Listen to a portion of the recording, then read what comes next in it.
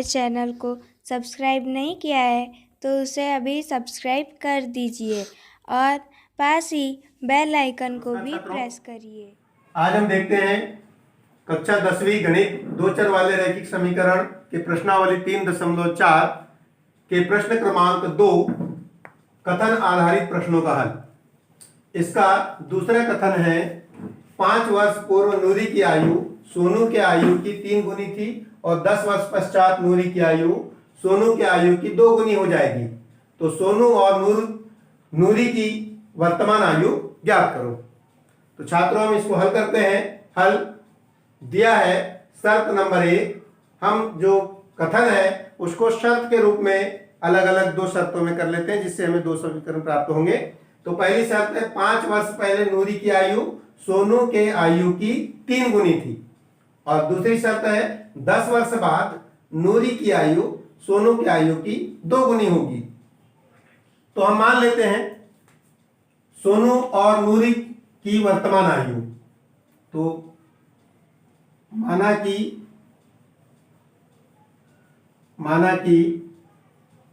नूरी की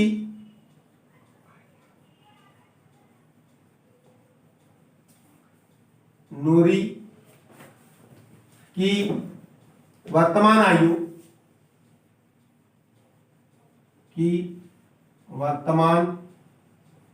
आयु x वर्ष है तथा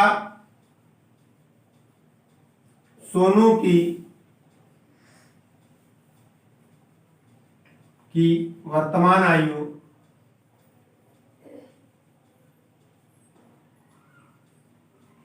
y वर्ष है। तो प्रथम शर्तानुसार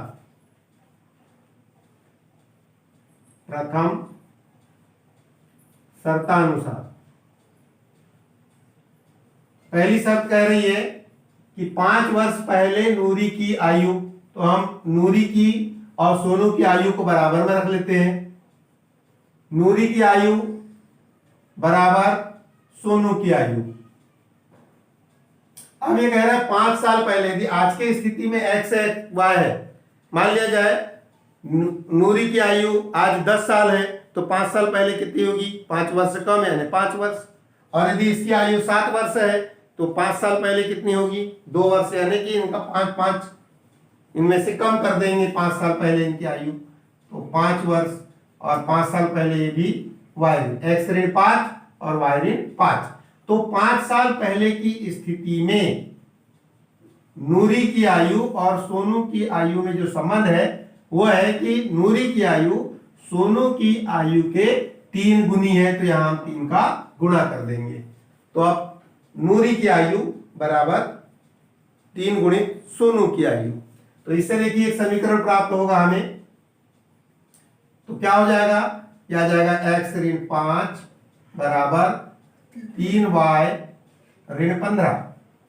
5 या 15, 3 का गुणा यहां करेंगे 3y और 3 का गुणा 5 में करेंगे 5 या 15। अब 3y को इधर स्थानांतरित कर लेते हैं x की साइड। तो x ऋण 3y बराबर ऋण 15 है और ये ऋण 5 इस तरफ जाकर के हो जाएगा धन 5। तो क्या आ जाएगा? x ऋण 3y बराबर ऋण 15 में से धन 5 जाएगा तो ऋण 10 बचेगा। ये इस प्रकार से हमारे पास समीकरण नंबर 1 प्राप्त हो गया। उसी तरह से द्वितीय शर्तानुसार दूसरी शर्त यहां लिखेंगे। द्वितीय शर्तानुसार दूसरी शर्त के अनुसार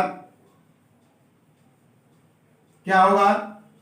दूसरी शर्त कह रहा है 10 साल बाद नूरी की आयु सोनू के आयु की 2 गुनी हो जाएगी या रह जाएगी।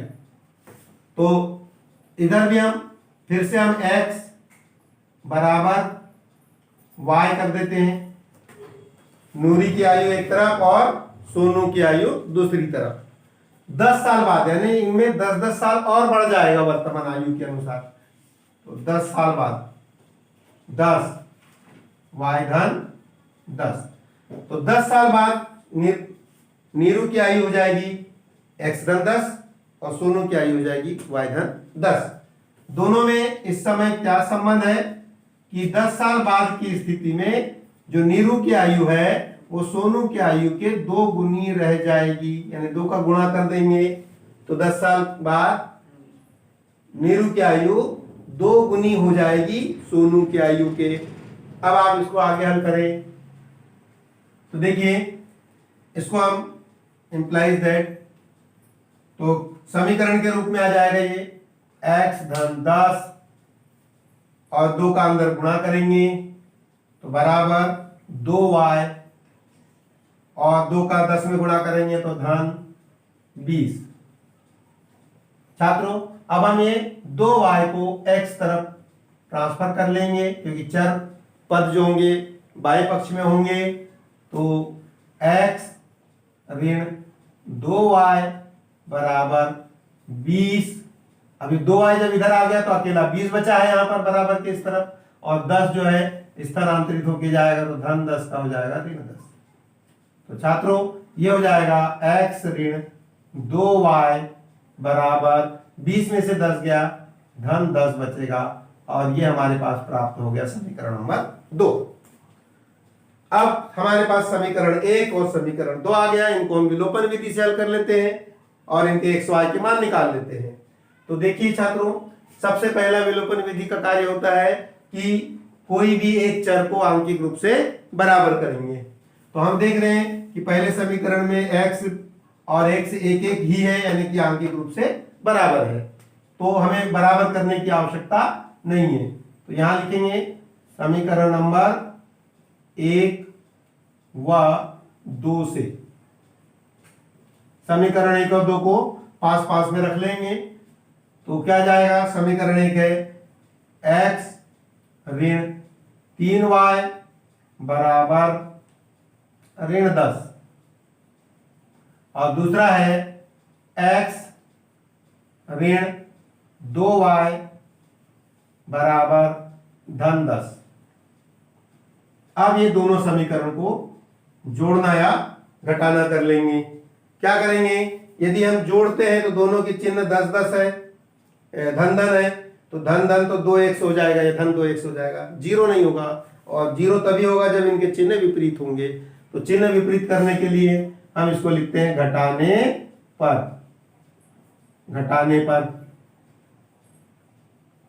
तो क्या जाएगा, धन का ऋण हो जाएगा, ऋण का धन हो जाएगा, और ये धन है तो ऋण हो जाएगा। अब देखिए धन x और ऋण x जीरो हो गया, और अब इनको जोड़ेंगे तो ऋण 3y और धन 2y, तो यहां मात्र बचेगा ऋण y बराबर ये ऋण 10 और ऋण 10 तो ऋण 20 हो जाएगा।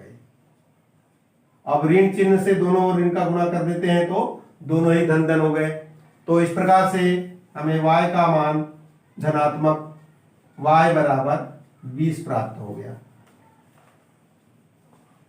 यानी सोनू की आयु वर्तमान आयु 20 वर्ष निकल आई।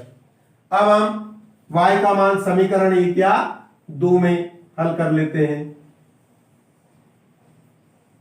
अब लिखते हैं, अब y बराबर 20 समीकरण 1 में रखने पर,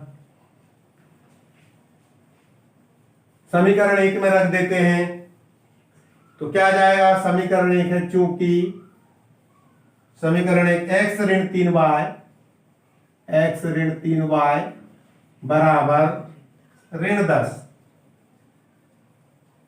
इसीलिए y का मान रख देंगे हम यहां, तो x ऋण 3 और y की जगह हो जाएगा 20 बराबर ऋण 10, इंप्लाइज दैट x ऋण 3 का गुणा अंदर कर लेंगे तो ऋण 20 पिया 60 बराबर ऋण 10।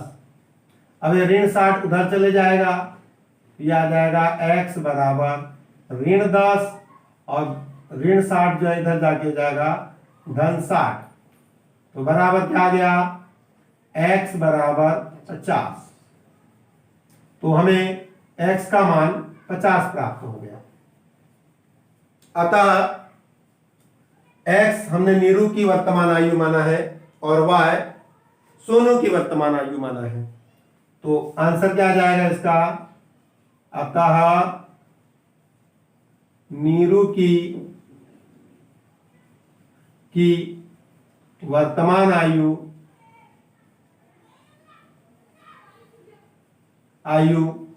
कितनी हो जाएगी? 50 वर्ष। 50 वर्ष तथा सोनू की वर्तमान आयु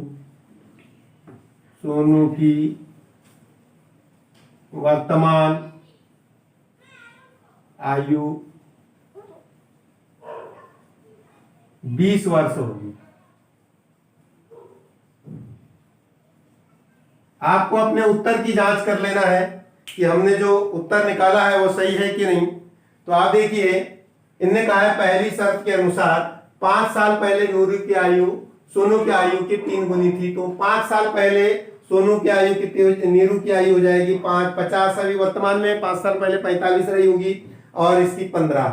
तो 15 तिया 45, 3 गुना ज्यादा है, ये बिल्कुल सही बैठ रहा है। और दूसरा 10 वर्ष बाद, 10 साल के बाद ये 50 वर्ष वाला जो है वो 60 साल का हो जाएगा और 20 वर्ष वाला जो है वो 30 साल का हो जाएगा।